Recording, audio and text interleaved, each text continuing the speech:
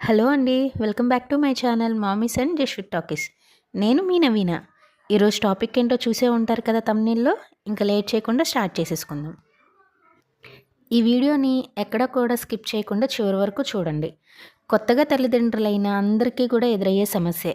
రాత్రిపూట పిల్లల ఏడుపు దానికి కారణం. ఎందుకు ఏడుస్తున్నారో అర్థం కాదు. ఏం చేయాలో తెలీదు. నేను కూడా ఈ సమస్యను ఫేస్ చేశాను. ఒకరోజు రాత్రిపూట జశ్విత్ కూడా బాగా నైట్ టైం నాన్ స్టాప్గా ఏడుస్తున్నాడు. ఏం చేసినా ఏడుపు ఆపడం లేదు. భయం అనిపించి హాస్పిటల్కి తీసుకెళ్ళాము. అప్పుడు డాక్టర్ గారిని అడిగాను, ఎందుకు ఇలా ఏడుస్తున్నాడు డాక్టర్, ఏం చేయాలో తెలియట్లేదు, ఏం చేసినా ఏడుపు ఆపట్లేదు అని చెప్పి. అప్పుడు డాక్టర్ చెప్పిన దాన్ని నాకు అప్పటి వరకు కూడా ఆ విషయం తెలియదు, ఎందుకు ఏడుస్తున్నారో అని చెప్పి.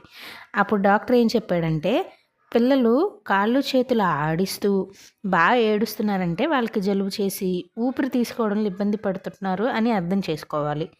ఇంకోటి ఏంటంటే, పిల్లలు కాళ్ళు పొట్టలో పెట్టుకుని నాన్ స్టాప్గా ఏడుస్తున్నారంటే వాళ్ళకి కడుపులో నొప్పి వస్తుందని అర్థం చేసుకోవాలంట.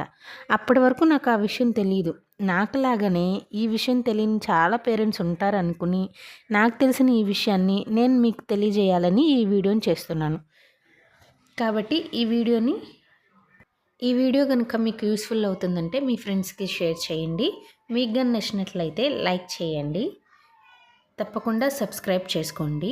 పక్కనున్న గంట సింబల్ మీద నొక్కండి. ఇలా చేయడం వల్ల నేను చేసే ప్రతి వీడియో కూడా మీకు నోటిఫికేషన్ రూపంలో వస్తుంది. Thanks for watching.